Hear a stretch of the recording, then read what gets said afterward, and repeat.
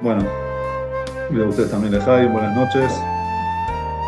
Nosotros decimos en Chabad, en este día, una noche como hoy, 19 de Kislev, decimos Chag Sameach, Utiontev, y deseamos que Kabbalat Torah, Besimchou, Bepnimiut, que podamos recibir la Torah con alegría y con una forma interna, internalizarla.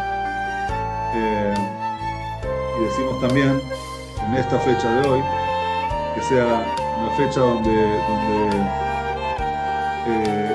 se llama, el Rebbe Rashab la llamó Rosh Hashanah del Hasidismo. Ahora vamos a contar qué fue lo que pasó. En esto Rosh Hashanah decimos Leshanah Tová, Tikatev, Leshanah Bedarkei Hasidut, Belimuda Hasidut, Tikatev Tejatem, que tengamos un año en el camino del Hasidut, en el estudio del Hasidut, que estamos inscritos y sellados en este Rosh Hashanah. ¿Pero por qué se lo llama Rosh Hashanah? Porque estamos hablando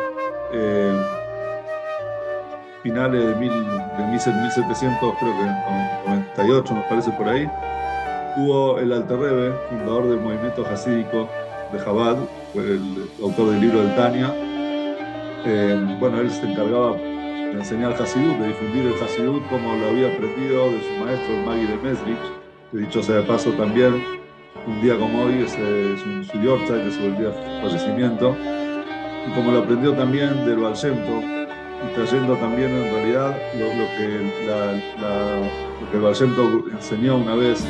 Él dijo que subió al espacio del Mashiach en el cielo, al cuarto del Mashiach en el cielo, y le preguntó cuándo vas a venir. Y el Mashiach le dijo cuando tus Mayanot, tus fuentes salgan, tus aguas urgentes salgan y se expandan por todos lados, ahí voy a venir. Quiere decir, cuando el Hasidut se expanda en el mundo entero, es cuando el Mashiach va a llegar. Eso se lo tomaron en serio los rebes de Chabad, y el primero de ellos fue el Alter Rebbe, el autor del Tania, difundiendo Hasidut por todos lados. Hubo en esa época la Unión Soviética la Rusia zarista estaba en guerra con los otomanos. Los otomanos dominaban la tierra de Israel, y el Alter Rebbe también, entre otras cosas, juntaba plata y mandaba dinero a los asentamientos judíos en el Israel, y sus detractores tuvieron la idea de calumniarlo frente a las autoridades del zar, y le dijeron que él estaba apoyando a los enemigos, y por eso a los rebeldes le daban pena de muerte. A él lo llevaban en una carroza negra. Estuvo durante 53 días en la cárcel, hubo investigaciones al respecto. El Alter Rebbe siempre se mostró firme, hasta que un día como hoy, un 19 del mes de Kislev, estaba en la cárcel a la tarde leyendo el Teilim, en el capítulo que tiene el versículo Padab Shalom Nafshi, fue liberada con Shalom, con paz mi alma, y en ese momento abrieron la puerta y le dieron a él la libertad. Estando en la cárcel, se le presentaron el Baal Shem Tov y el Magi de Mesrich, y le dijeron que esto que estaba pasando, esto que él estaba sufriendo, era un decreto del cielo por difundir justamente la parte más secreta de la Torah, por difundir el Hasidut. Entonces el Alter Rebbe les preguntó: si es así, tengo que frenar, me están diciendo que tengo que cortar.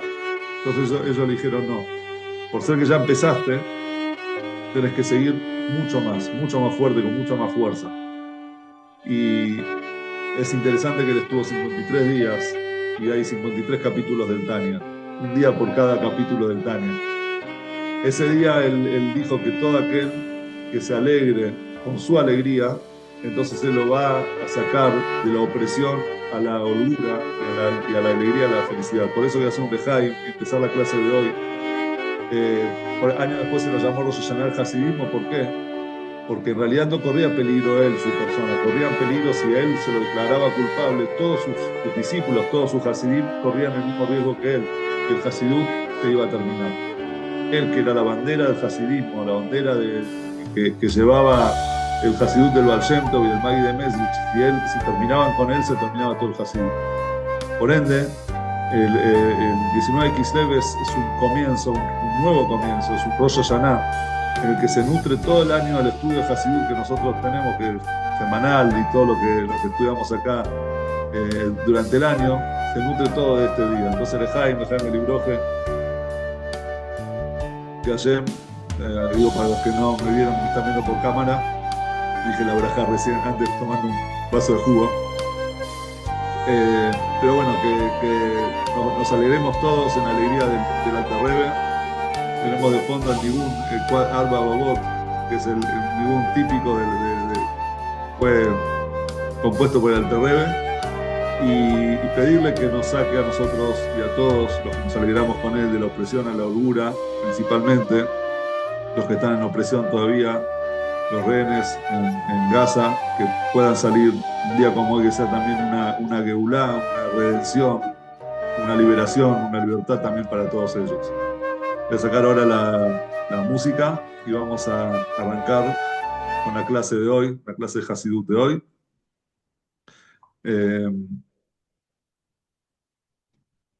Bien.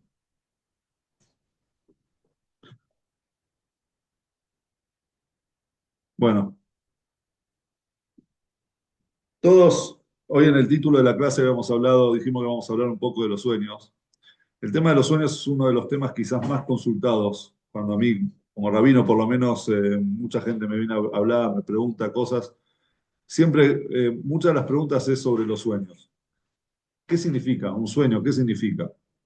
Fulano soñó tal cosa, Mengano soñó tal otra, me pasó esto, lo soñé y al final sucedió. Entonces, muchas de las preguntas es ¿qué opina el judaísmo y qué opina también la Kabbalah sobre el tema de los sueños? Y lo traemos justamente en este momento porque la parashá que estamos estudiando, que estamos leyendo esta semana, Parashat Vayeshev, habla mucho de los sueños.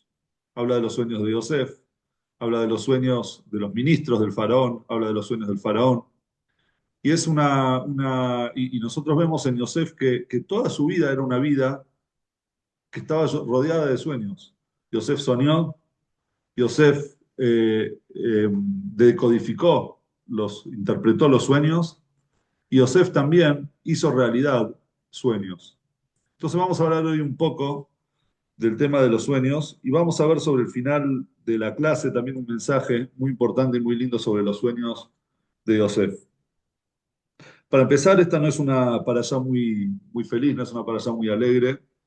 De hecho, hay un midrash que dice que todos los versículos de la parashá empiezan con la letra Vav menos 8 versículos. Y dice el midrash que ¿por qué empiezan con la letra Vav? Porque toda la parashá es como Vai, Vai, Vai. Vai es como digamos, un sufrimiento. Es una parashá que realmente no es muy linda cuando uno la lee. ¿Y por qué salvo 8 versículos?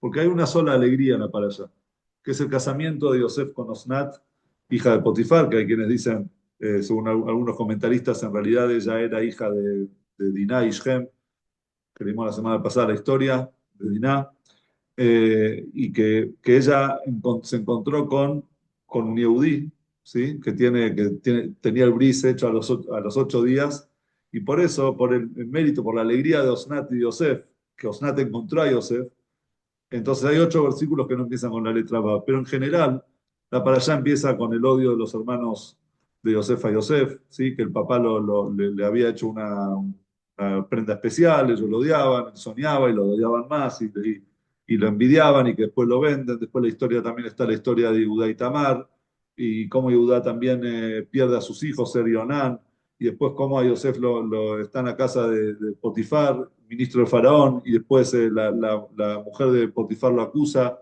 Yosef se había escapado de la mano de ella, se lo meten en el calabozo. En fin, es una parashá muy dura, muy difícil. Sin embargo, tiene un desenlace feliz, ¿sí? Que sabemos todos que Yosef llega a Egipto, se convierte en virrey de Egipto.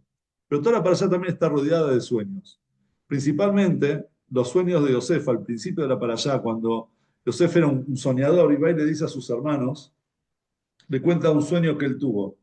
Nosotros estamos, le dice Yosef, estamos amarrando espigas y de repente en mi espiga estaban las espigas de ustedes, eran 12 espigas, la mía y 11 más, y las 11 espigas se inclinaban hacia mi espiga, ¿sí? Entonces los hermanos entendieron de ese sueño que Yosef, el soberbio, el agrandado, el arrogante Yosef, aquel Yosef que era preferido por sus padres y a quien ellos odiaban, sí, sí, ¿qué pasa? Eh, y a quien ellos tanto, digamos, que ellos odiaban, de repente les estaba queriendo decir por medio de sus sueños que él iba a gobernar sobre ellos. Y eso les generó a ellos odio. Dice la Torá, todos lo odiaban y no, antes de eso ya no le podían hablar. Preferían no hablar para no chocar. ¿Vieron cuando dice no le hablo para no quiero discutir, no quiero tener nada que ver con él? Después Yosef volvió a soñar otro sueño, un segundo sueño. Pero en ese segundo sueño, eh, Yosef sueña, ya no sueña de la tierra, sueña del cielo. ¿Qué sueña? De las estrellas, del sol y de la luna. ¿Querés la Hanukkah? Sacarla de la sala de ahí, está en los stands, no, al lado, la sala ahí, la que está al lado. Después arreglamos. Dale, chao. Entonces él sueña, Yosef, que él habían 11 estrellas y había una más que era la de él, 12 estrellas, y también estaba el sol y la luna, ¿sí? Y todos, tanto las estrellas como el sol y la luna, se arrodillaban, se inclinaban hacia su estrella. Entonces los hermanos de Yosef, dice ahí la Torá, que le tuvieron celos, se pusieron celosos de Yosef. Y bueno, después ahí fue todo el desenlace de cómo él es vendido, primero fue arrojado a un pozo, después lo vendieron como esclavo a Egipto, él llega a la casa de Potifar, lo venden como esclavo a Potifar, él se hizo, era un muchacho que donde iba, él dejaba su huella, era muy exitoso en todo lo que, todo lo que hacía y siempre estaba aferrado con fe a Dios. Y por eso Potifar lo pone a él como mayordomo, como jefe de su hogar, como jefe encargado de su casa. Yosef era un muchacho muy lindo, tan lindo. Hay dos personas en la Torá que se lo llama Yefet Toar, eran Rachel, la madre de Yosef, y Yosef. Eran dos personas que eran muy lindas, que la Torá los describe como personas muy lindas.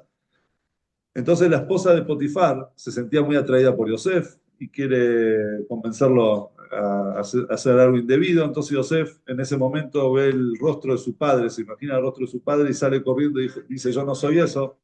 Se va Yosef y queda con la ropa, con la túnica en las manos de la esposa de Potifar.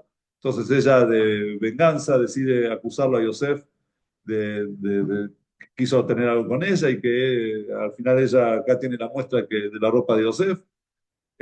Cuestión que a Yosef lo ponen en el calabozo y pasa ahí años hasta que una vez sueña, habían dos ministros del faraón, el ministro panadero, el ministro de las bebidas, y cada uno sueña su sueño en la misma noche y van y le dicen a Yosef, soñamos, Yosef los ve a cada uno por separado, ¿no? Lo ve un poco preocupado, le dice, ¿qué pasó? No, lo que pasa es que soñé tal cosa. Yosef les interpreta los sueños, entonces las dos interpretaciones se cumplen, al panadero lo mandan a matar, al de la bebida lo devuelven al cargo. Yosef le pide al de la bebida, por favor, acordate de mí. Obviamente como un ministro del faraón se iba a acordar de un hebreo que estaba en el calabozo. Se olvidó de él hasta que el faraón sueña. Cuando el faraón sueña el sueño de las vacas gordas, las vacas flacas, las espigas gordas, las espigas flacas. Entonces, y él sentía que algo significaban esos sueños y nadie se los interpretaba de una forma que lo tranquilice, que lo tranquilizara. Entonces de repente ahí se acordó el ministro de la bebida que estaba Yosef en el calabozo, entonces lo mandan a llamar.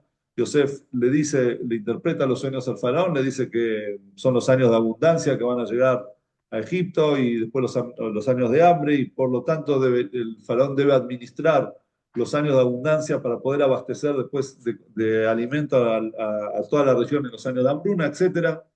Entonces el faraón se sorprende y le dice a Yosef, vos vas a ser el virrey de Egipto, todo lo que, menos mi corona, menos mi trono, todo el resto vos podés hacer lo que querés, hacés y deshacer lo que querés. Yosef se puso a administrar las, digamos, los bienes de Egipto hasta que llegan las épocas de hambre, vienen los hermanos de Yosef a buscar comida, etcétera. Ya estamos en la semana que viene, así que lo vamos a dejar por acá, la para allá. Pero principalmente vamos a hablar un poco de los sueños. Y la pregunta es, ¿qué es un sueño? De hecho, el sueño es algo a lo que le tenemos que prestar atención o no le tenemos que prestar atención.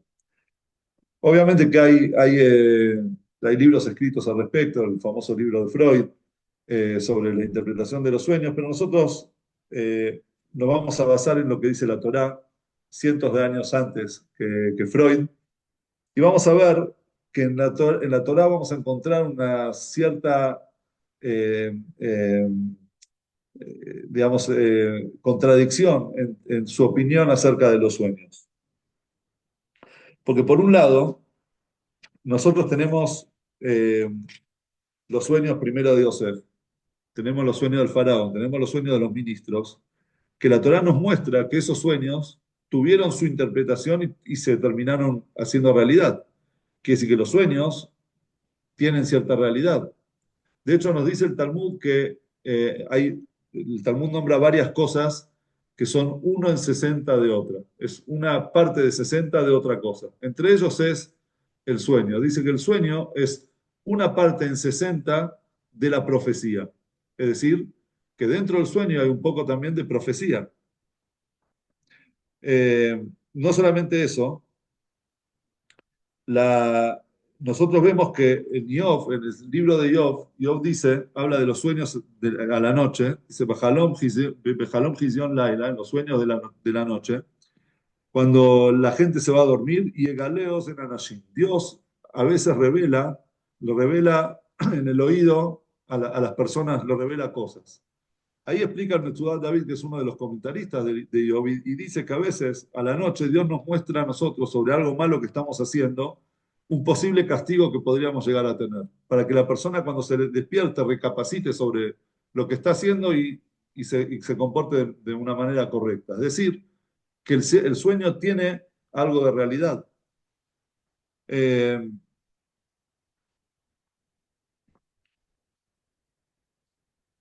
¿Cuál es el motivo? También digamos, ¿cómo se explica la Kabbalah el hecho de que los sueños tengan también algo de realidad? De que los sueños puedan llegar a ser premonitorios también.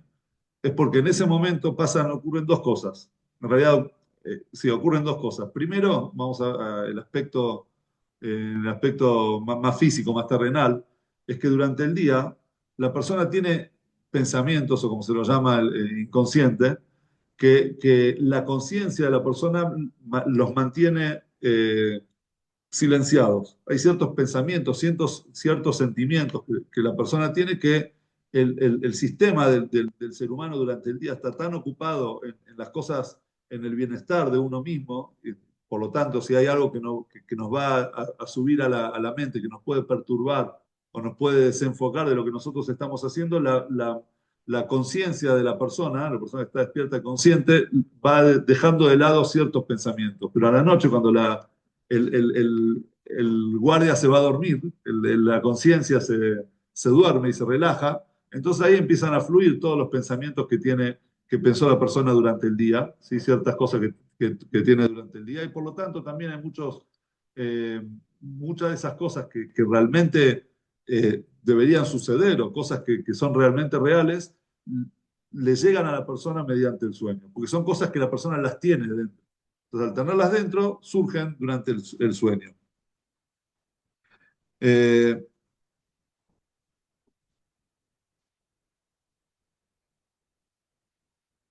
por otro lado, vamos a ir un poco más a la parte de la Kabbalah. Rabbi Jaim Moshe Luzzatto, el Ramjal, en su libro de Kabbalah, él dice en Derech Hashem, él dice que en el momento de que la persona se va a dormir, así como es 1 en 60 de la profecía, también es 1 en 60 de la muerte, la persona está un poco, bastante muerta y un poco despierta, es decir, si uno le habla a la persona probablemente no lo escuche, a veces hasta uno lo puede mover y no lo siente, porque en ese momento el alma se desprende casi en su totalidad del cuerpo, ¿sí? Y asciende de vuelta al mundo de las almas para relajarse, para renovarse, y solamente queda una parte del alma, que se diría la parte del nefesh, del alma de la persona, queda en el cuerpo para mantenerla viva. Entonces, en ese momento explica Ramjal que las almas se conectan con su fuente y raíz, en el mundo de las almas, donde desde arriba la perspectiva sobre el mundo no tiene tiempo, no tiene espacio, y por lo tanto se encuentra muchas veces con información de cosas que puedan llegar a pasar en el futuro y le manda como un mensaje al nefesh o manda de vuelta al cuerpo, y esos son los sueños que la persona, premonitorios que la persona puede llegar a tener de noche. Por eso ahí también se le revela a la persona ciertas cosas que pueden llegar a pasar, ¿sí? Y cosas así. Ahora, muchos sabios, gente, estamos hablando de que pura en sus pensamientos, utilizaba también los sueños de la noche para poder responder, recibir respuestas a diferentes preguntas. ¿Cómo se llama eso en el mundo de la Torah? Shelat Halom.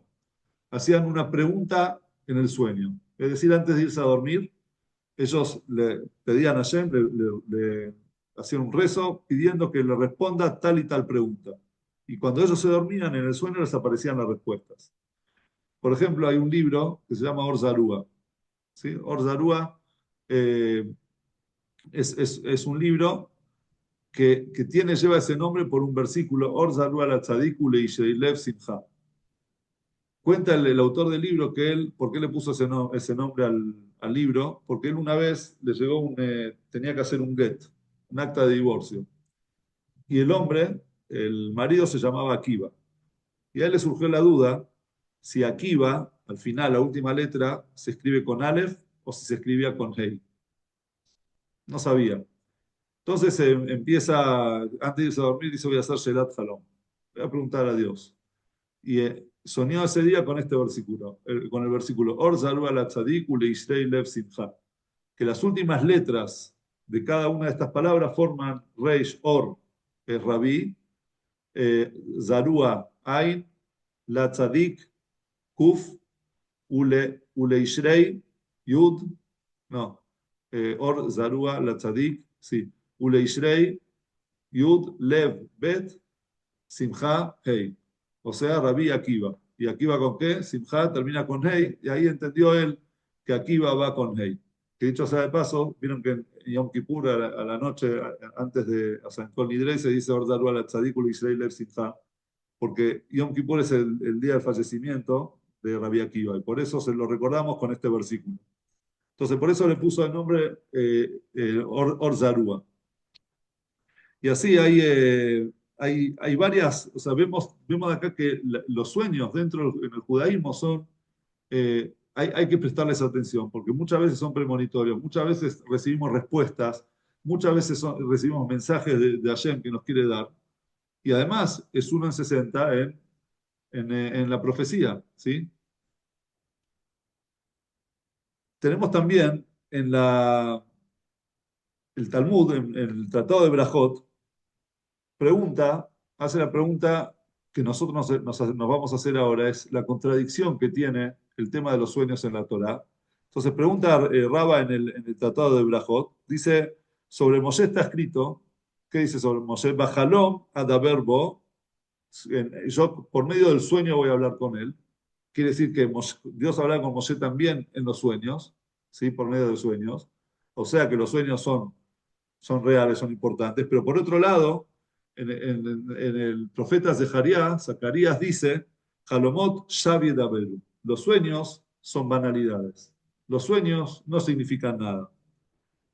Entonces, responde ahí el Talmud, responde y dice, hay dos tipos de sueños. Está el sueño que viene una revelación de un ángel, y están también los sueños que son revelación del ángel del mal. Es decir, a veces también el Yetzer Hará trata de meternos cosas en la cabeza para que después del día nos preocupemos y estemos desenfocados de las cosas que tenemos que hacer, pero son sueños banales. Entonces la pregunta es, ¿cómo sabemos nosotros si un sueño es real o un sueño banal? ¿Sí? ¿Dónde está digamos, qué es una cosa u otra cosa? Entonces ahí también dicen uy, la bocinazo allá afuera, dice el Tratado de Berajot, dice, no le muestran a la persona en el sueño, sino lo que él piensa durante el día. Lo que dijo Freud cientos de años después, ya lo había dicho el Talmud.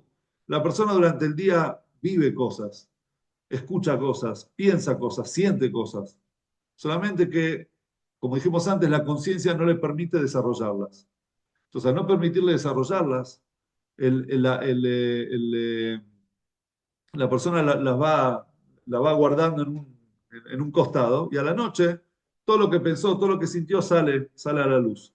Entonces, por lo tanto, cuando una persona sueña algo, lo primero que tiene que preguntarse es, escuché algo durante el día al respecto, pensé, hay una historia en el Talmud sobre Rabbi Yoshua, Rabbi Yoshua Hanania, no me parece que era, que fue a hacer una, se fue a reunir con el César para pedirle, cada tanto iba un acto, una reunión diplomática para pedirle por el bienestar de los judíos en la tierra de Israel. Una vez fue y el César le dice, dicen que ustedes son tan inteligentes, a ver, ¿qué voy a soñar hoy a la noche? Obviamente uno que le tendría que decir, ¿qué soy yo? ¿Adivino? ¿Soy profeta? No sé, ¿qué sé? ¿Cómo sé lo que va a soñar hoy a la noche? Pero no, Rabbi Yohanan Hanena dijo, usted lo que va a soñar hoy a la noche es que los persas, que son sus enemigos acérrimos, lo van a capturar y usted lo van a esclavizar y le van a dar un bastón, digamos, un palo, un bastón de oro, pero lo van a mandar a pastorear cerdos y lo van a tener así de esa manera. Entonces cuenta el Talmud que el César se quedó pensando sobre esa imagen de él, rehén de sus enemigos, pastoreando el ganado, que eran cerdos. A la noche lo soñó. Entonces al otro día viene y dice, sos adivino, sos una persona realmente sabia. Dice, no hay que ser muy sabio para saber que lo que pensás de día lo vas a soñar de noche. Simplemente le incorporó un pensamiento, le incorporó una preocupación que él después la terminó soñando de noche. Eh, por eso cuando una persona sueña, lo primero que tiene que preguntarse es si lo pensé, si ya lo viví. Segundo, también uno tiene que saber que esas premoniciones en los sueños o esas Shelat Halom, respuestas que uno recibe en sueños, generalmente es a gente que tiene un corazón, una mente y una forma de ser bien transparente y bien lúcida. Es decir, estamos hablando de gente tzadikim, que ellos no tenían interrupciones, cosas que durante el día los desenfocaban de su servicio a Dios. ¿Sí? Entonces, por lo tanto, la mayoría de las veces existen un montón de casos que no, existen un montón de casos de gente común como nosotros que sueña cosas que después se cumplen. Pero en general, lo primero que nos tenemos que preguntar es qué es lo que pensamos durante el día. Otra cosa muy importante es que cuando alguien nos cuenta a nosotros un sueño, cuando nosotros tenemos un sueño, dice la Torá de Agapele Vishi Esigena, cuando una persona tiene algún tipo de preocupación, lo tiene que charlar. Vieron que hay gente que se guarda las preocupaciones. La Torá nos dice, no, vos la tenés que comentar. ¿Por qué la tenés que comentar? Porque es muy importante lo que la otra persona te va a decir. Cuando vos vas y se lo comentás a un amigo, le decís, mirá, che, soñé tal cosa de noche, estoy preocupado. Si tu compañero te lo interpreta de una manera buena y correcta, entonces te está liberando de ese, o sea, o le está dando un desenlace positivo a ese sueño. Es decir, nosotros podemos también muchas veces manejar ese mensaje y llevarlo para el lado bueno y positivo. Y eso nosotros también lo vemos de Yosef. ¿Qué fue lo que hizo Yosef?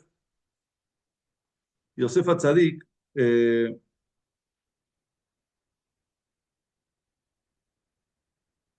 hizo él cuando soñó? No se quedó callado, no se quedó con los sueños para él mismo, fue y se los contó a sus hermanos. ¿Por qué se lo contó a sus hermanos? Porque él sabía que la interpretación que le iban a dar los hermanos iba a ser la que iba a terminar cumpliéndose. Y él sabía que los hermanos lo iban a interpretar de esa manera. Iban a interpretar de que él, ¿qué? ¿Te querés hacer ahora gobernador sobre nosotros? Y eso fue lo que hizo que realmente se cumpla. Entonces, eh, hay un tema también en los sueños de Yosef, que esto lo aprende el Ora Jaim Akadosh. Él dice, hay una diferencia entre el primer sueño de Yosef y el segundo sueño de Yosef.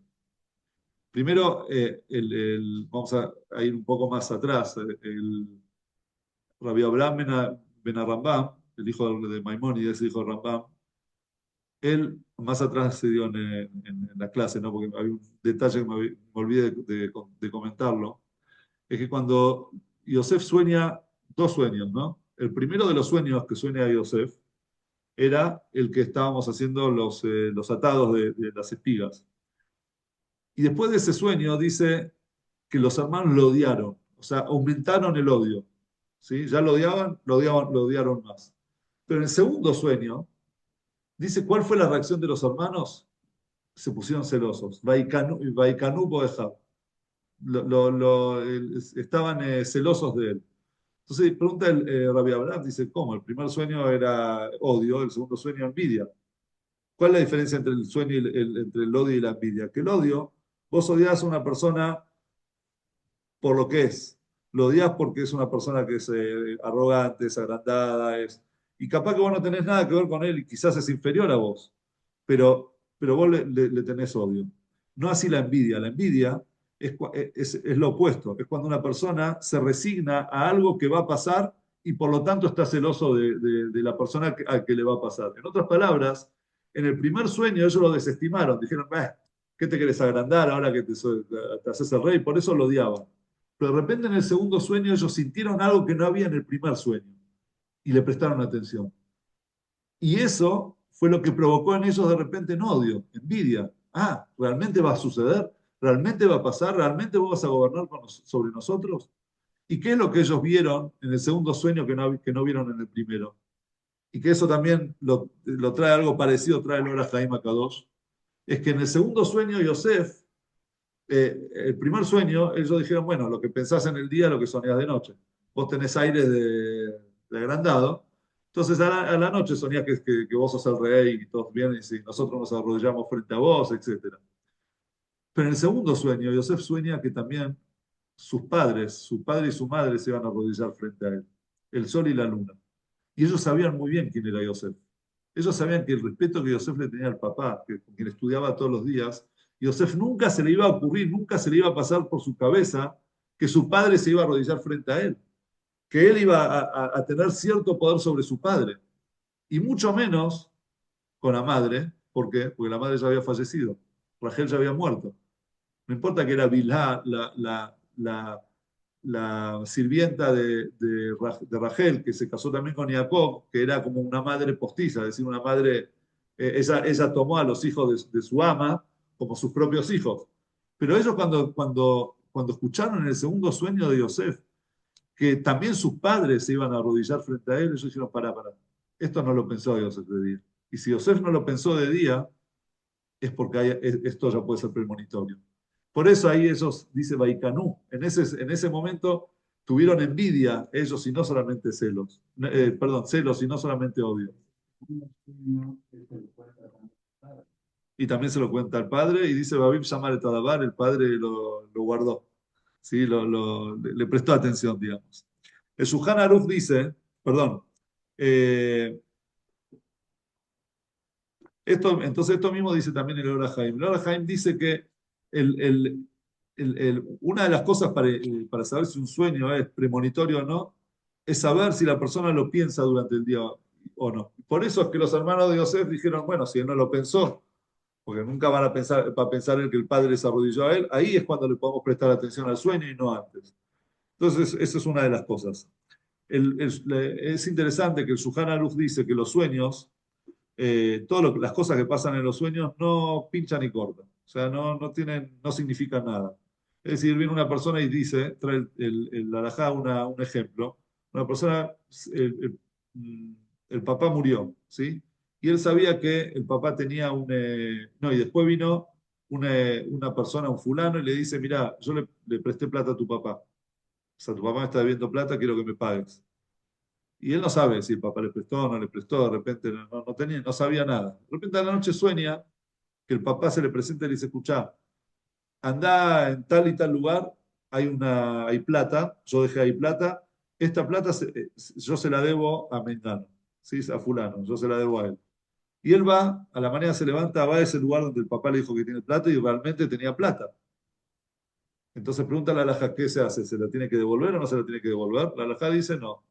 ¿Por qué? Porque el sueño puede tener muchas cosas de verdad, pero también tiene muchas cosas que son mentiras. Y hay una ley, son cosas fantasiosas, digamos. Hay una ley que dice sobre temas de litigios de plata, porque sos abogado, a Motzime Javeró, a la barreaya. Si yo tengo esto, lo tengo conmigo, y vos querés venir y sacármelo con cualquier tipo de argumento, vos tenés que traer una prueba de que esto te pertenece. No me lo podés quitar sin una prueba. Y un sueño no puede ser una prueba, no es una prueba un sueño. Ah, pero soñaste tal cosa. No, el sueño no es una prueba. O sea, vemos que también la halajá nos dice que en temas de sueños tampoco se le presta atención, salvo que sea un sueño que esté relacionado con un tema de, de, de bien y mal. Es decir, si de repente una persona soñó que lo excomulgaron de la comunidad porque pecó en tal cosa, ¿sí? Entonces, cuando se levanta a la mañana, él tiene que ir, por más que no lo hayan excomulgado en la práctica, pero él tiene que ir y hacer teshuvá de lo que él había soñado que supuestamente hizo, porque con temas de bien y de mal, nosotros hasta lo más, hasta que no, aunque no tengamos una prueba fehaciente, nosotros nos tenemos que alejar de eso. O también cuando nos aparece, por ejemplo, un familiar. Muchas veces uno sueña con un familiar. Hay que ver cómo está la cara del familiar, si está contento, si está feliz, si no. Si uno ve al familiar que no está bien, no está contento, entonces la persona tiene que levantarse a la mañana, fijarse, digamos, su relación con él, primero pedirle perdón quizás por algo que le haya hecho, darse de acá en su memoria, tratar de hacer actos de bien y de bondad por su ser querido. Eh, De hecho, también nosotros vemos en cartas del Rebe, gente que le preguntó sobre temas de sueños, el Rebe, si eran sueños así que nada que ver, el Rebe les decía, mira, no prestes atención, no son sueños, los sueños, claro, Mozart y Daberu, pero si eran sueños que estaban relacionados con alguna mitzvah y el Rebe veía que quizás en esa mitzvah una persona podía reforzar algo, entonces ahí sí le decía, andá y reforzar tal y tal cosa, ¿sí? No vamos a hacer locuras por sueños, eso es el punto, pero cuando lo que la persona puede mejorar a raíz de un sueño, entonces obviamente que le tenemos que prestar atención a esas cosas. Eh,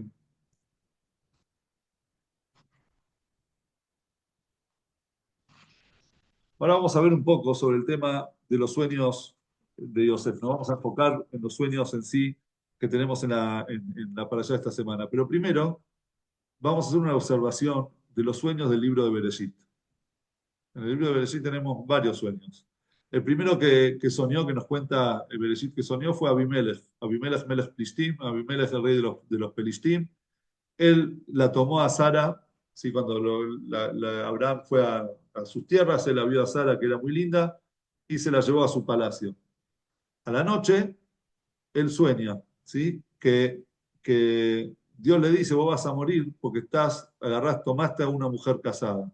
Entonces el otro día va y le dice a Abraham, pero no me dijiste que era casada, pero bueno, le da mucha riqueza y lo manda, le dice, andate, salí de mis tierras, ¿sí? Ahora, es interesante que dice, Vayabó Elohim el Abimelech, vino Dios a Abimelech cuando, Bajalom Halaila, en el sueño de la noche. Es decir, ¿qué estaba Abimelech haciendo? Durmiendo. Y vino Dios y se le presentó en el sueño. Después tenemos también el sueño de Jacob. Jacob se está yendo, escapándose de Sab. Dice, Vaifgaba Makom, llegó al lugar que era Jerusalén. Vayalen Sham, se acostó a dormir. Jacob se fue a dormir. Cuando durmió, Yemer, porque había puesto el sol, Vayajalom, ahí de repente soñó. Veiné Sulam Mutzabarto, lo llama Guía Shamaima, la escalera con los ángeles que subían y bajaban. Vaikatz Jacob Mishnato, Jacob se despertó y dijo, a Geni Shelokim Makomazé, está Dios en este lugar, y le puso ahí un altar. Después tenemos los sueños de los ministros. Los ministros dicen, Vayajalmu Halom Shnehem, Ish Halomó Belaila Echad. Soñaron los dos, cada uno su sueño, Belaila Echad, en la misma noche. ¿Sí? O sea, que cuando soñaron estaban de noche, dormidos. ¿Sí? Cuando la noche es cuando están durmiendo. Y después vamos a los sueños del faraón. ¿Qué dice? El faraón soñó, Vaikatz paró y se despertó. ¿De qué se despertó? Del sueño, de dormir. Y después Vaishan se volvió a dormir, Vayajalom Shenit, y volvió a soñar. El único que no habla ni de noche ni que se fue a dormir es de Yosef. De repente los sueños de Yosef, la Torá nos dice, Vayajalom, Yosef soñó, ¿sí? Y se lo contó a sus hermanos. Vayajalom, Odjalom, y soñó otro sueño más y también se lo contó a sus hermanos. Quizás el sueño de Yosef, ese era especial porque Yosef no soñaba dormido. Yosef soñaba también despierto, es una forma de decir. El sueño de Yosef no era un sueño de algo que de repente se le presentó en el sueño, sino era un enfoque de vida, era un lugar hacia donde él, un sueño que él tenía a donde él quería llegar, algo que él quería lograr. ¿Qué era lo que Yosef quería lograr? Ser rey, él quería, Yosef realmente necesitaba, tenía aires de grandeza. Entonces acá el Hasidut nos explica, y hoy Utet Kislev, vamos hablamos de Hasidut. Hasidut nos explica que en realidad Yosef y sus hermanos no era una pelea de niños, no era una pelea de chicos inmaduros, que uno estaba celoso del otro porque uno le contó un sueño y el otro iba a ser rey. Estamos hablando de las 12 tribus de Israel. Estamos hablando de los que formaron al pueblo entero de Israel, que sobre Jacob está escrito Mitatosh Lema, significa que todos sus hijos, todos sus descendientes eran completos, eran íntegros, eran tzadikim. Estamos hablando de las 12 tribus que cada uno de ellos estaba representado en la pechera del Cohen Gadol. O sea, no estamos hablando de personas simples. Y de repente la Torá nos está contando una historia así de que ellos lo odiaban y él lo odiaba, estaban celosos. Hasidut me dice no, hay que ver un poco más profundo. La pelea entre Yosef y sus hermanos era una pelea conceptual. Era una pelea sobre cómo, cuál es nuestra función, la función de un Yehudí sobre la faz de la tierra. Y yo le voy a preguntar a ustedes, si tienen que definir el oficio de nuestros antepasados, ¿cuál era el oficio de nuestros antepasados? ¿Qué dirían? En la Torá estamos hablando. Pastores. Pastores. Lo primero que nos sale eran pastores. ¿Por qué? Porque Abraham era pastor. Isaac era pastor. Y Jacob era pastor.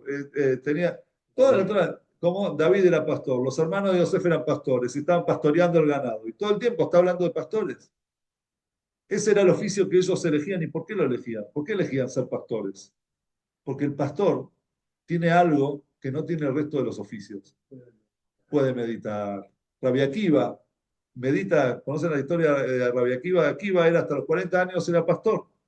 Y él no sabía no sabía leer, era analfabeto.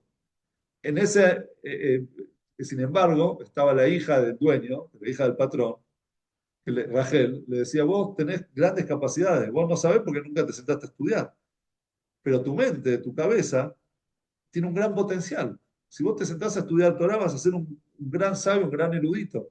Y ella hasta le dijo, yo me caso con vos si vos te involucrás en el estudio de la Torah. Y él decía, nada, yo que voy a... Nunca a los 40 años, no, hasta ahora no estudié, ahora voy a empezar a aprender. Olvidad, ya está, ya pasó el tren en mi vida. Hasta que él estaba sentado una vez, estaba estaba pastoreando, estaban ahí las ovejitas por ahí, él estaba sentado al lado de un arroyo y de repente vio como una gota que caía insistentemente sobre una piedra, sobre una roca, le hizo un agujero a la roca. Entonces él dijo, si el agua con la insistencia puede agujerear la roca, la Torá que se compara al agua, obviamente que puede entrar también, hacer de mi cabeza un recipiente para poder contenerla. Quiere decir que el pastoreo era un momento de meditación, era un momento de elevación. El que es pastor no tiene horarios. Él es dueño de sus horarios. El ganado también tiene que comer, va a salir más o menos durante la mañana, más tarde, más temprano.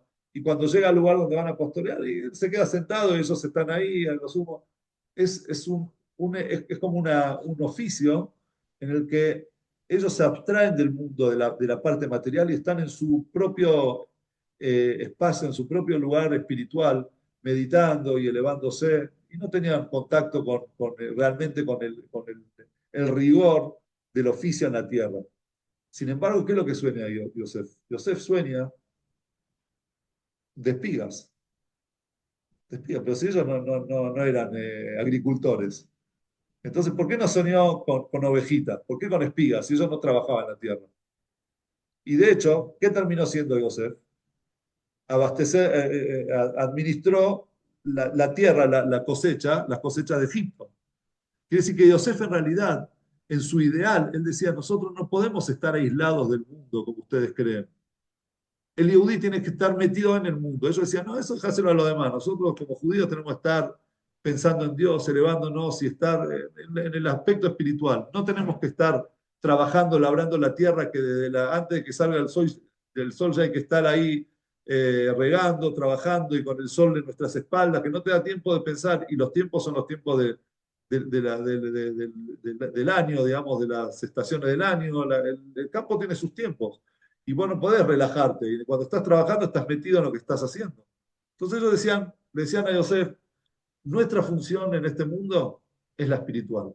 No, no trabajamos con lo material. Yosef decía, no, ustedes pueden ser reyes, dominadores de la materia. Ustedes pueden dominar las cosas mundanas, lo que ustedes hacen y elevarlas hacia la espiritualidad. Vos podés ser Yosef Atzadik aún en Egipto.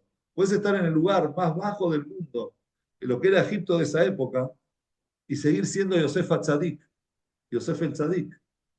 Esa era la discusión que había entre Yosef y sus hermanos. Por eso Yosef soñaba primero con eso, con espigas, y después soñaba con las estrellas, ya soñaba con grandeza. Él decía, nosotros tenemos la oportunidad y tenemos en nuestras manos la capacidad de poder unir cielo y tierra. No tenemos que escaparle al trabajo. Tenemos al contrario, tenemos que estar metidos, involucrados en el mundo para poder refinarlo y elevarlo y hacer de este mundo un lugar para Dios, un lugar donde podamos crecer, donde podamos eh, echar raíces, pero raíces espirituales, elevarlas a Dios. ¿Sí? Esa era la discusión en realidad entre Yosef y los hermanos. Y por eso cuando los hermanos 22 años después llegan a Egipto y lo ven a Yosef, que dice, ellos no lo reconocieron. ¿Y cómo no reconocer a tu hermano? No, bueno, porque él se fue a los 17 años, ahora ya tiene 39, le creció la barba, tiene... Sí, esa es una explicación, pero en realidad, si vos decís, bueno, igual lo reconoces, ¿sabés quién es? Aparte más un muchacho como Yosef, que la Torá dice que era Yefet Toar, era un muchacho tan lindo como su madre, entonces no reconoces una persona tan linda, no reconoces a tu hermano por la barba nada más. Entonces, es posible, en la parte literal esa es la respuesta, pero en realidad, después de esto, nosotros podemos dar otra respuesta según el Hasidut, que es que en realidad ellos no es que no reconocieron, ellos no lo vieron a Yosef, se parecía a Yosef, pero ellos no entendían cómo un hijo de Jacob, cómo un hermano de ellos estaría ahora siendo virrey de Egipto, involucrado en un mundo, en las finanzas, en la tierra, en el trabajo, metido, y aún así cómo va a sobrevivir un hijo de Jacob en esos términos? Gracias. Eso es lo que ellos no reconocieron. No reconocieron porque no les entraba, no les cabía en la cabeza, como que les generaba un cortocircuito de cómo un hijo de Jacob iba a hacer eso. Y él, es interesante porque Yosef, ¿de qué los acusa a ellos? De ser espías. Dice, ustedes son espías. Está escrito, dicen los comentaristas, que en realidad, ¿quién fue descendiente de Yosef? Fue Yoshua vino. Él fue el único de los espías que no habló mal de la tierra de Israel junto con Caleb. Pero después el resto de los espías hablaron mal de la tierra de Israel. Y explica Hasidut que el motivo por el cual ellos hablaron mal de Eretz Israel no es porque tenían algo en contra de Eretz Israel. Era la tierra que Hashem les había prometido. Sino que ellos lo que querían en realidad, los beneficios del desierto. ¿Cuáles eran los beneficios del desierto? El maná que caía del cielo, la ropa crecía con ellos, no habían animales, nada les hacía daño, estaba el pozo de Miriam ahí con agua. ¿A qué se dedicaban ellos? A estudiar la Torá nueva que acababan de recibir, poder elevarse espiritualmente, no tenían que tener preocupaciones, digamos, en la tierra. Sin embargo, cuando entran a la tierra de Israel, ¿qué dicen? Eretz Ojelet Yoshua, es una tierra que se come a sus habitantes. ¿Qué quiere decir se come a sus habitantes? Al final están trabajando la tierra y absorbe toda la esencia de la persona al trabajo. Al final el ser humano pasa a ser esclavo de su propio trabajo. Uno tiene un trabajo que en realidad, en vez de que el trabajo lo sirva a uno está sirviendo, es un servidor del trabajo. Entonces, él, Tojer y Yoshua dicen, ¿no? Entonces Yosef le dice a sus hermanos, ustedes son espías, son como esos espías que se querían quedar en el desierto. No, nosotros somos Roetzón, somos pastores, no nos queremos involucrar en el mundo. No, en el mundo hay que involucrarse. Hay que ir a trabajar todos los días. Hay que mostrarle a la gente con la que nosotros trabajamos que somos Yehudim, que tenemos la Torá, que cumplimos lo que la Torá nos pide, a pesar de la dificultad que hay en eso. Voy a contar dos historias, una para cada lado. Una representando a los hermanos de Yosef y otra representando a Yosef. Había un Hasid que fue de Rusia a Eretz Israel, se llama Rabbi Moishe Chaim Alperovich. Él era Shohet. Moishe Chaim Alperovich era Shohet y él llegó a Jerusalén cuando cuando escuchó que la gente escuchó que llegó Mordejai Jaime Alperovich, el gran Hasid de Rusia, un gran tzadik, una persona especial, entonces empezó a tener mucho trabajo de Yohet. Y una vez él estaba, llegó, no sé si era Caparot, me parece, o algo así, vio que la gente, había cola de gente que estaba, digamos, que trayendo animales para, digamos, antes no había carne en la carnicería. A veces la gente llevaba sus gallinas para que al Soijet, para que le haga la cejita. Entonces vio que había una cola interminable. Dice, che, no puede ser esto. Entonces lo mandó al hijo, le dice, che, andá y fíjate qué hay con el resto de los yohatim en la ciudad. No hay otro yohatim, tiene que haber otro yohatim en Jerusalén. Entonces fue a averiguar el hijo y volvió y le dice, no, papá, hay un montón de yohatim que están sin trabajo. ¿Por qué? Porque escucharon todos que llegó el Moshe Jaime a Jerusalén, entonces todos te quieren a vos, quieren al mejor sujeto. Entonces le sacaste el trabajo a los demás. Se sintió tan mal que decidió dejar la shefita. Dijo, no, yo voy a sacarle el trabajo, la parnasá a los demás. Ahora dijo, no voy a hacer más sujet y buscó trabajo en una constructora. Y se hizo albanil. Empezó a trabajar. Se cuenta sobre él que él mientras trabajaba también estaba pensando digamos, viste, en el más allá. Y meditaba. Y una vez estaba construyendo una sala, una habitación, mientras pensaba, no sé, en Dios, en las cosas que había estudiado en Hasidut, y hizo toda la habitación, pero no le hizo la puerta y quedó encerrado adentro. Entonces el dueño de la empresa le dice, mirá, Moisés Jaime, te pongo en la oficina, viste ahí, vas a estar en cosas administrativas, qué sé yo, papeles, cuentas. Entonces dijo, no, no, no, por favor, devolveme al banín, porque en la oficina tiene que estar, mi cabeza tiene que estar puesta en las cuentas, en la administración, en los papeles, en la cosa. Yo no quiero que mi cabeza trabaje, quiero que trabaje en mis manos para que mi cabeza pueda meditar. ¿Sí? Igual que los hermanos de Yosef. Por otro lado, hay otra historia, un Hasid del Rebbe que se llamaba, apellido Deitch, no me acuerdo el nombre ahora, que él le escribió una vez a Rebbe y dijo, ¿qué puedo hacer por nuestros hermanos de Eretz Israel? Era después de la guerra de Yom Kippur, una época que el pueblo de Israel estaba un poco cabizbajo, ¿verdad? Que ganamos la guerra de Yom Kippur, pero perdimos mucha gente, fue una guerra muy dura. ¿Qué puede hacer Rebe por la gente de Eretz Israel? Entonces Rebe le dice, mira, en Eretz Israel ahora hay una crisis, hay problemas económicos, lo que puedes hacer es ayudar con trabajo, darles trabajo a la gente. Entonces agarró, le dijo a sus hijos, agarró a toda la familia y dice, miren chicos, el Rebe me respondió esto, ¿quién se anima a ir a Eretz Israel a abrir una empresa para que dé trabajo a la gente? Entonces la menor, la hija menor con su marido, apellido Zeiler, dijeron, nosotros vamos a ir y abrieron una fábrica de tela que hasta el día de hoy está en Kiryat Malachi para darle trabajo a la gente ahí del lugar. Ellos crecieron mucho, es una empresa muy, muy grande. Y él solía viajar a ferias en Europa. Siempre iba a diferentes ferias en Europa donde presentaban las telas y todo. Una vez empezó, o cuando se metió en el tema de las ferias, se dio cuenta que las ferias generalmente eran sobre el fin de semana. Por ejemplo, empezaban miércoles, jueves, hasta el domingo o lunes. Entonces él tenía un problema que tenía que abrir el puesto en la semana, pero tenía que cerrar para Shabbat. ¿Qué hago? Entonces pensó y dijo, bueno, voy a hacer una cosa. Voy a poner un cartel, el viernes al mediodía cuando cierro, voy a poner un cartel, está cerrado por el día de descanso de los judíos, abrimos de vuelta el sábado a la noche. Bueno, un día viajó al Rebe y se encontró con el secretario del Rebe y le dijo, mira, le contó, mira, yo estoy yendo a las ferias y estoy poniendo un cartel que dice que cumplo Shabbat para que la gente sepa que ese día está cerrado.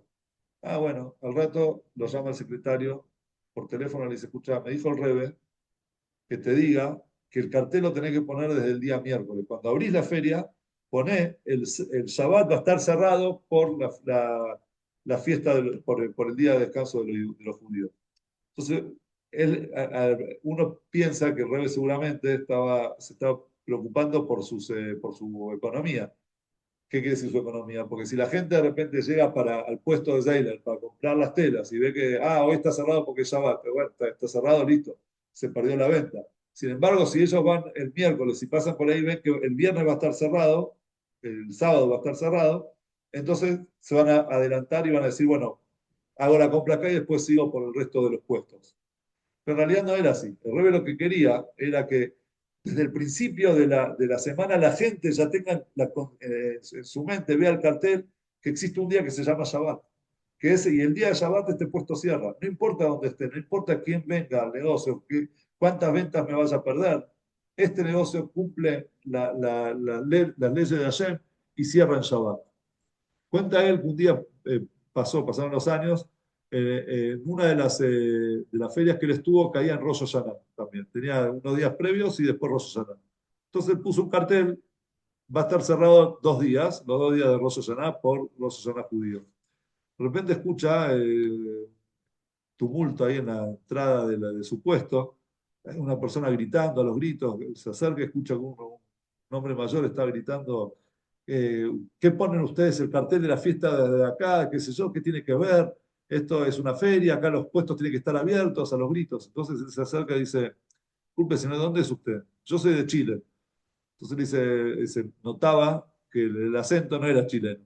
Dice, sí, pero ¿de dónde llegó a Chile? Entonces le dijo en Yiddish, dice, yo soy polaco, le dijo en Yiddish. Entonces lo invitó a pasar, dice, vení, venga, pase, vamos a charlar adentro. Se sentaron ahí adentro, empezaron a charlar, que él le dijo que él a los 12 años sobrevivió a la Shoah, y bueno, y de ahí se fue a vivir a Chile y que como que no quería saber más nada con el judaísmo, etcétera. Bueno, tuvieron una charla de café ahí un rato, hasta que este Zeiler le dice, hagamos póngase tefilín hoy. Ya estamos acá, nos encontramos. Le hago el bar mitzvah. Usted no hizo, de los 12 años que se fue, pasó la Shoah, nunca se puso tefilín. Hagamos en este momento un lejaim, dos judíos nos encontramos, póngase tefilín. Que sí, que no, yo al final se puso tefilín y se largó a llorar, quedó vacío de energías, digamos, de tanta emoción que tenía. Y bueno, después se abrazaron y el hombre se fue. Y él dice no sé cuánto habré vendido, si vendí, no vendí, cuánto tiempo quedó abierta digamos, tener 2 días de Rosh Hashanah, pero la ganancia ya estaba. La ganancia de haber abierto ese puesto en esa feria. Él le preguntó, le dice, pero ¿qué tiene el negocio de tela? No, yo no estoy con telas, pero quiero incursionar en telas. Eh, o sea, ni siquiera era un comprador de telas, se estaba yendo como para ver qué era la feria, digamos. Este es un ejemplo de lo que es Yosef. Si vos estás involucrado en el mundo, vas a llegar a gente que el rabino no va a llegar. En los negocios, ¿cuánta gente? Mi papá tenía negocios, me acuerdo, de Castel y Valentín Gómez. ¿Cuánta gente venía judía, clientes, proveedores, lo que sea? Antes de empezar a hablar de negocios, mi papá le decía, vení, tefilín te pusiste hoy, vamos a poner tefilín, te hablaba, qué sé yo, después hablamos de negocio. Después el negocio es secundario. Lo principal es qué puedo hacer por vos como Yehudí. Ahí está la verajá, ahí está la bendición. Porque en realidad, si nosotros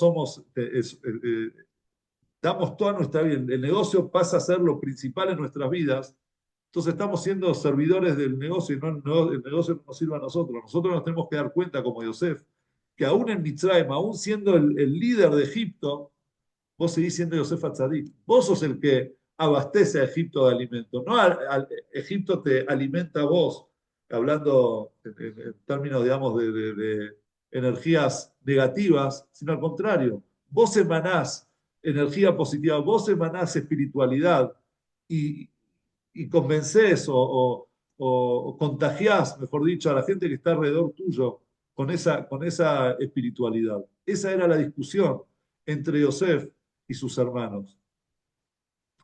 Y ahí está también el punto de Yosef, que Yosef soñaba de día. Yosef no era que tuvo un sueño premonitorio.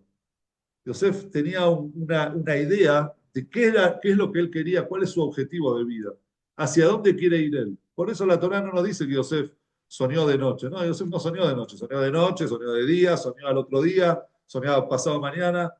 Ese sueño de las estrellas y de eso, pudo haber sido un sueño de noche, sí, pero era porque él, en realidad era lo que lo motivaba a él, lo movilizaba a él a querer crecer. Nosotros no tenemos que ser pastores, tenemos que trabajar la tierra, tenemos que ser estrellas, tenemos que estar, que involucrarnos en el mundo para poder difundir la espiritualidad de Dios.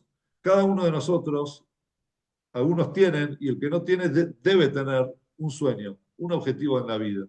Algo que quiere hacer, pero no algo que quiera hacer para sí mismo, sino algo que quiere hacer para el mundo de Dios, algo que la persona quiere hacer para el otro, algo en lo que una persona pueda aportar de lo que él tenga y hacer un cambio. Yo me acuerdo cuando hace poco fue el Kinos Ashluchim, sí, el Congreso Mundial.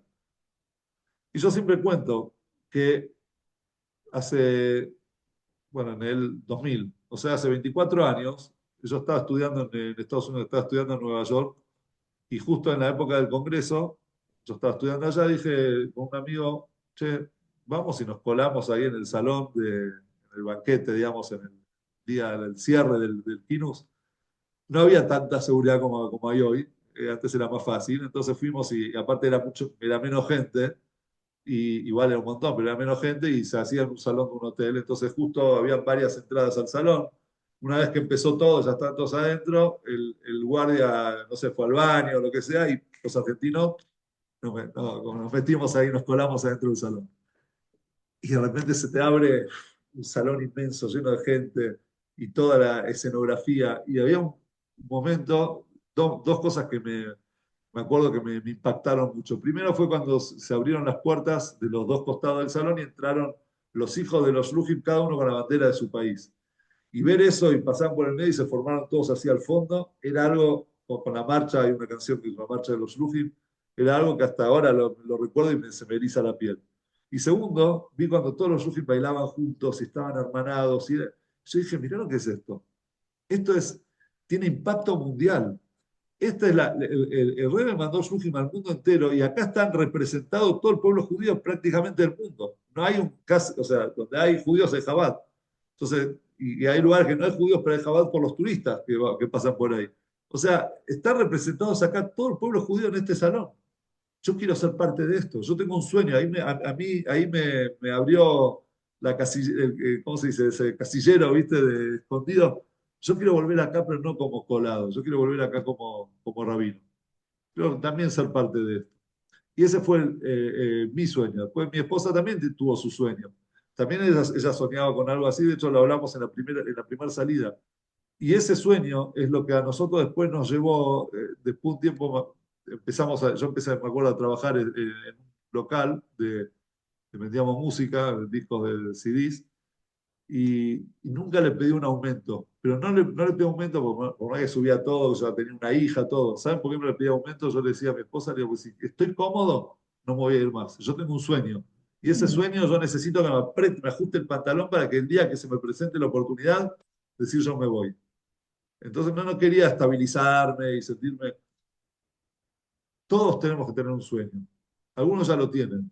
Y Yosef nos enseña que cuando una persona tiene un sueño y lo cuenta y lo vive y lo lleva adelante, es algo bueno, es algo positivo, Hashem lo va a ayudar para poder lograrlo.